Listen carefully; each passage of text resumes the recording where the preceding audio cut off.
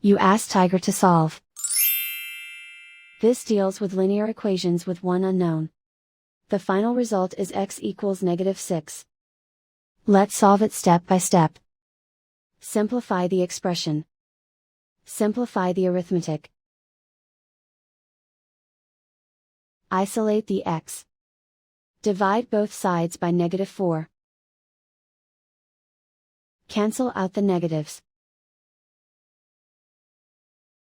Simplify the fraction. Move the negative sign from the denominator to the numerator.